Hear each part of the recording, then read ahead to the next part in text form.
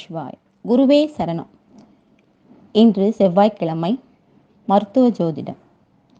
வைத்தியநாதன் திருச்செந்தூர் வேலனை வணங்கி நமது தமிழ்நாடு மகளிர் ஜோதிடர் அணி தலைவி ஜோதிஷ வித்யாவாணி திருமதி KS கிருஷ்ணவேணி அம்மாவிற்கு நன்றி கலந்த வணக்கத்தை தெரிவித்துக் கொண்டு இந்த குழுவில் பயணிக்கும் அனைத்து ஜோதிட சகோதரிகளுக்கும் எனது வணக்கத்தை தெரிவித்துக் கொள்கிறேன்.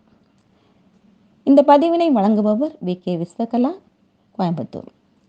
ஜோதிடம், மருத்துவம், ஆன்மீகம் இந்த மூன்றுமே ஒன்றுக்கொன்று பின்னி பிணைந்தது. அன்றைய காலகட்டத்தில் சித்தர்கள் இந்த மூன்றையும் தன் கையில் ஒருவரே செய்து கொண்டிருந்தார். இம்மூன்றுமே ஒருவர் கையில் இருக்கிறதுனால அன்று நோய்க்கான தீர்வு எல்லோருமே ஆரோக்கியமாக வாழ்ந்தார்கள் என்றே சொல்லலாம். நோய் ஸ்தானம் என்பது ஒருவர் ஜாதகத்தில் அவரது லக்னத்திற்கு 6வது இடம், அதாவது ரண ருண சத்ருஸ்தானம் என்பர். இந்த நோய்க்கான தீர்வு அந்த வீட்டிலிருந்து 7வது வீடு எண்ணி வர அதுதான் அங்குதான் தீர்வு இருக்கிறது. இறைவனும் இயற்கையுமே வைத்துள்ளது. ஜாதகன் அவனது பிறவி கர்மாவை கழிப்பதற்கு 7வது இடமாகிய கலஸ்திரஸ்தானமே பாவம்தான் உதவுகிறது. அதாவது திருமணம் என்ற பந்தத்திற்குள் சென்று அவன் பிறவி கர்மாவுக்கு தக்கபடி குடும்பம் அமைவது, குழந்தைகள், ஒரு வருமானம், உறவுகள், வேலைகள் இதெல்லாம் தெரிந்து பிறவி கடனை அவன் கழித்து இறைவனடி சேருகிறான்.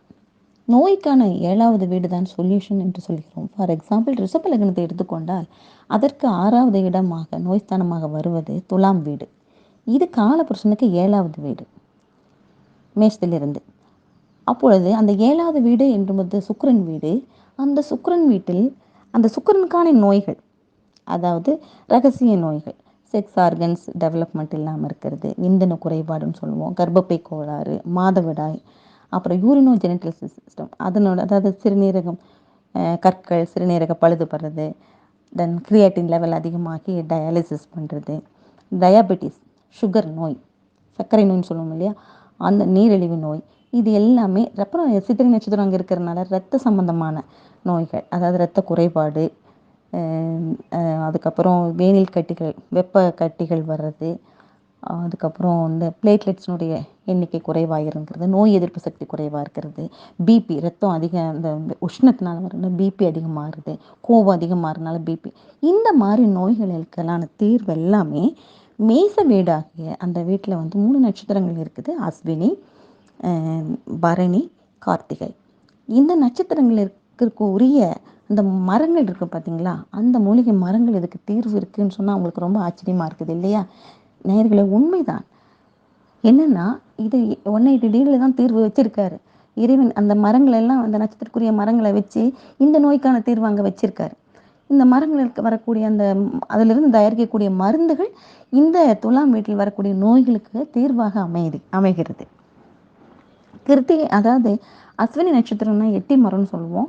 எட்டி மரம் அது ரொம்ப எட்டி இருக்குது, எங்கேயுமே பார்த்துருக்க முடியாது மோஸ்ட்லி யாரும்.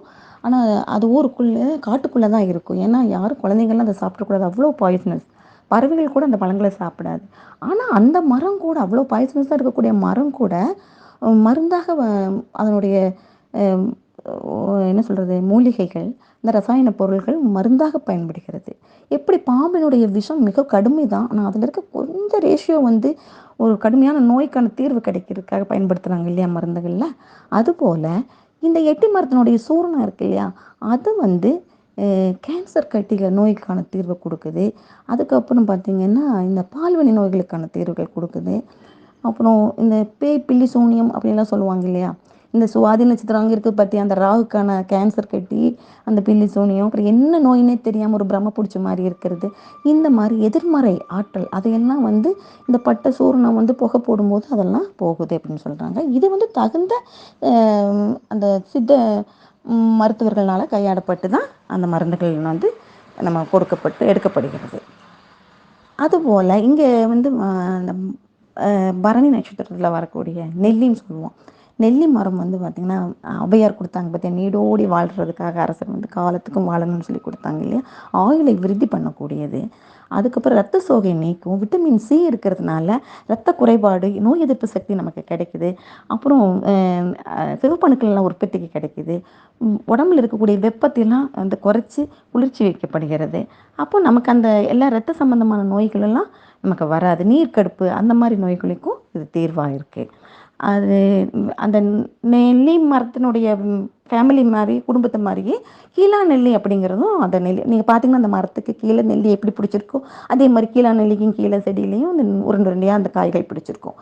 அதுவும் பார்த்தீங்கன்னா இந்த சிறுநீரகத்துக்கு சம்மந்தமான நோய் அந்த நோய்க்கு எல்லாமே அது நம்ம சாப்பிட்றோம். மஞ்சக்காமலை வருது லிவர் பிரச்சனையாகி லிவர்லேருந்து சக்தி, அதாவது கிட்னி அதை ஃபில்டர் பண்ணி கொடுக்க முடியாமல் சிறுநீரக கோளாறு வந்து அது ரத்தத்தில் கலக்கிறதுனால தான் நமக்கு மஞ்சக்காமலை அப்படிங்கிறதே வருது. அப்போ அந்த மஞ்சக்காமலையை குணப்படுத்துறதுக்கு மிகப்பெரிய இன்றைக்கி அலோபதியிலையும் கூட மஞ்சக்காமலைக்கு வந்து மருத்துவம் வந்து இந்த கீழா நெல்லியிலிருந்து தான் எடுக்கப்படுது. அப்போ அந்த கீழா நெல்லி அப்போது அதுக்கான தீர்வு நமக்கு அங்கே இருக்குது. அது மட்டும் இல்லை, நமக்கு அத்திப்பழம், கிருத்திகை நட்சத்திரத்துக்கான பழம்னு சொல்லும் இல்லையா, அதுவும் பார்த்திங்கன்னா இந்த மாதவிடாய் கோளாறு, கர்ப்பப்பை கோளாறு, விந்தணு குறைபாடு இல்லையா, இம்பார்ட்டன்ட் சொல்லும், அந்த மாதிரி விஷயங்கள் எல்லாத்துக்குமே இப்போ ரத்த விருத்தி பண்ணிவிடுது. நரம்பு தளர்ச்சி அதை நீக்கி கொடுக்குது. அத்திப்பழமும் வாழ்நாள நமக்கு உயிர்விக்குது. இந்த மாதிரி துலா ராசியில் இருக்கக்கூடிய அந்த நட்சத்திரங்களுக்கு உரிய 6வது வீடு அந்த நோய் ஸ்தானத்துக்கான அத்தனை விஷய தேர்வுகளும் மேச இதில் வந்து அந்த மரங்களில் இறைவன் கொடுக்கப்பட்டிருக்கார். அதனால தான் அந்த இதுலேயே அந்த காலத்திலேயே மரங்கள் வந்து தெய்வமாக வழிபட்டப்பட்டது. விருட்சங்களை வந்து தெய்வமாக வழிபட்டாங்க. கோவில்களில் வந்து தல விருட்சமாக மூலிகை மரங்களை வச்சு இந்த மரங்கள் எப்பவுமே அழிக்கக்கூடாது, அதுக்கு காலங்காலமாக வாழணும் அப்படிங்கிறதுக்காக பத்திரமாக பாதுகாக்கப்பட்டிருக்கு. எனவே இப்போ இந்த ஜோதிட மருத்துவத்தின் மூலம் நீங்கள் மரங்களுடைய பயன்களை நல்லா புரிஞ்சிருப்பீங்க. அதை விட மூலிகை மரங்களை எப்படி நம்ம காப்பாற்றணுங்கிறதும் உங்களுக்கு தெரியும். நீங்கள் உங்களுடைய நட்சத்திரத்திற்கு உரிய மரங்களை அதற்கு தகுந்த இடத்துல நட்டு வைக்கிறது மட்டும் இல்லை, அதை பராமரிச்சுட்டு வந்தீங்கன்னா உங்களுக்கு மிகப்பெரிய ஒரு என்ன சொல்கிறது, ஜாதகத்தில் இருக்கக்கூடிய அந்த தோஷங்கள் எல்லாமே நீங்கும். எப்படின்னு சொன்னால், பஞ்ச அங்கங்கள் சொன்னோம் இல்லையா, வாரம் திதி கரணம் இல்லையா, அந்த மாதிரி அந்த எல்லாமே இந்த பஞ்சபூதங்களோட கனெக்ட் பண்ணி கொடுக்கறதே இந்த விருட்சங்க தான் நமக்கு. அதனால் விருட்சங்களை தவறாமல் ஒவ்வொருத்தரும் நட்டு வைங்க. அப்போ தான் நமக்கு வந்து இந்த பிரபஞ்சத்துக்கு நாம் நன்றியாக இருப்போம்.